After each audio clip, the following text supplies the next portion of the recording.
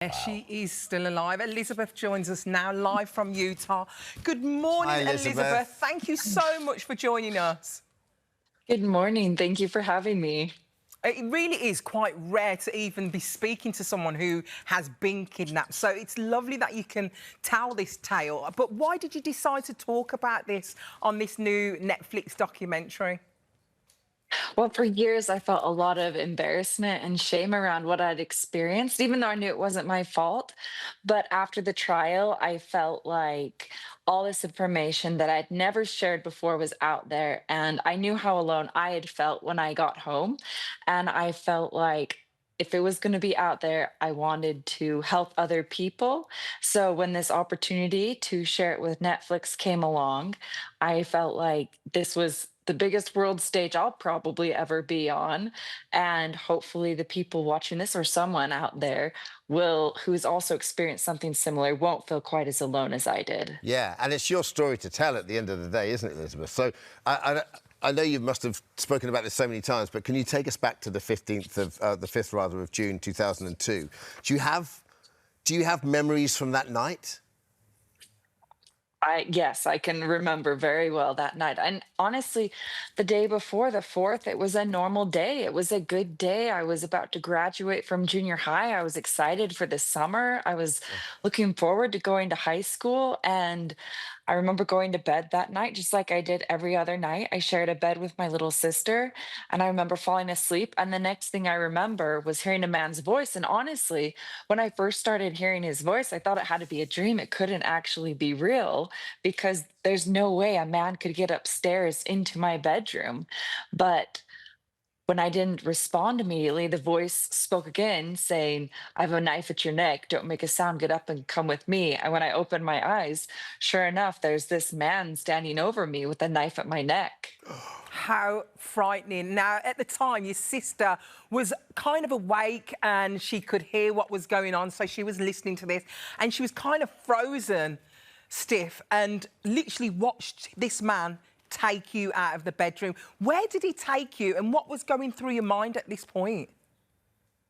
Well, initially, when I realized what was going on, I remember trying to think of all the safety education I'd ever been taught, but no one had ever told me what I should do if someone breaks into my house in the middle of the night and tries to take me at knife point.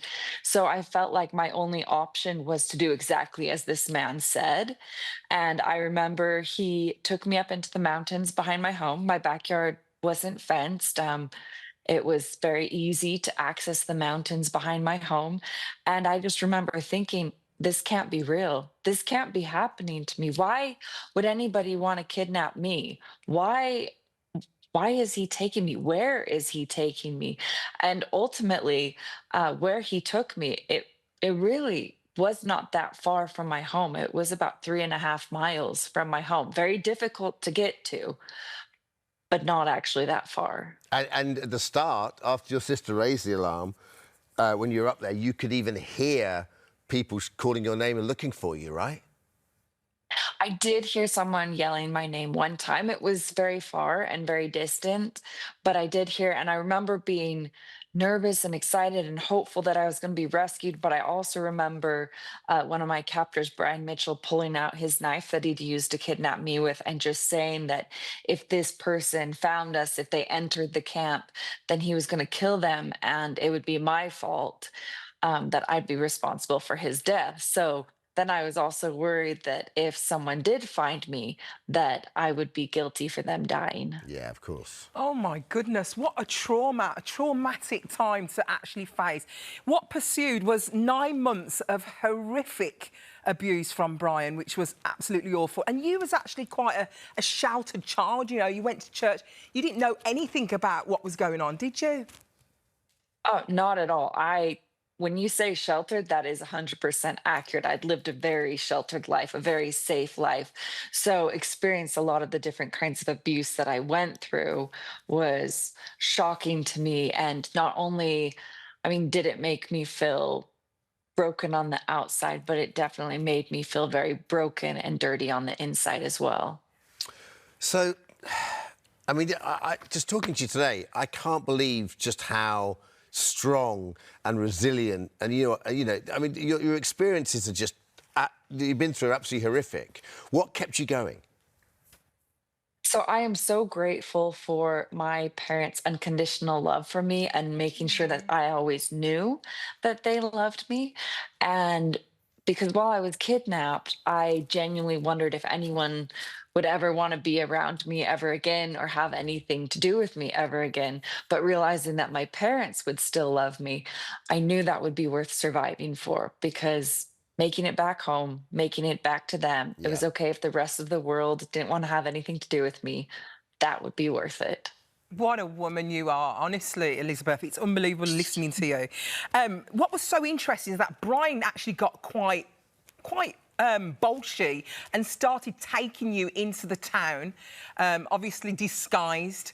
And there was a point where there was a detective who actually approached you and wanted to see what was under the veil. Tell me about that moment and tell me, how close were you to say, it's me, it's Eilzabeth? So I remember that moment very clearly. And when the detective approached us, I remember him flashing his badge and saying, "I'm a homicide detective." And I remember not even knowing what the word homicide meant at that time, but feeling hopeful that he was going to rescue me. And I remember my captor, Wanda Barzee, her hand just like clenched down on my leg, like she was trying to remind me of everything that had already happened and what they were capable of. And I mean, not only had I been hurt and threatened every day, but they had also threatened my family, saying that if I did anything they didn't want me to do, they would go after my family as well. And that was a very physical reminder of that as she's sitting there grabbing hold of my leg. But at the same time, there, Brian Mitchell was talking to this detective, saying things like, "Well, this is part of our religion, and I'm her father, and it would be against our religion to show you her face. And I'm so sorry, you're just going to have to believe me." And the detective was like, "Well, can I convert for a minute? I just need to see your face. I just need to clear you off this list of suspicious people. Just let me see your face for just a minute." And Brian Mitchell was so convincing and so manipulative that the detective ended up turning around and walking away, fully convinced that I wasn't me. And that was devastating to me. And I absolutely wanted to yell out.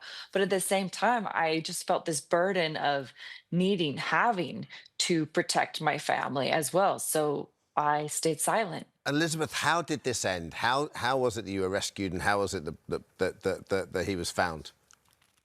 So my captors had taken me to Southern California for the winter. I had convinced them to return back to Utah. We ended up hitchhiking back, and we were walking up State Street in Salt Lake, which is a very busy street.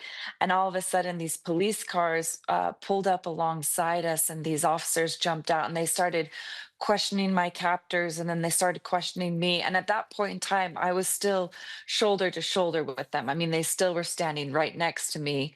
And it wasn't until one of the officers separated me from my captors and started to question me on my own that I was able to admit who I was. At which point I was then handcuffed and put in the back of the car, which then just made me think, oh, I shouldn't have said I'm in anything. trouble, yeah. They think I'm guilty of something. Yeah. But that is ultimately how I was rescued.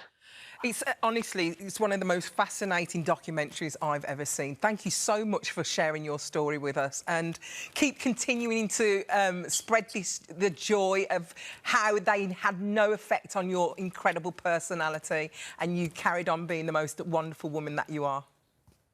Thank you. Thank you so much. Oh, thank you, Eilzabeth. Thank you. Well, listen, you have to watch it. It's called Kidnapped, Eilzabeth Smart. It's on Netflix now, and it's honestly unbelievable. There's so much more to the strength. Unbelievable.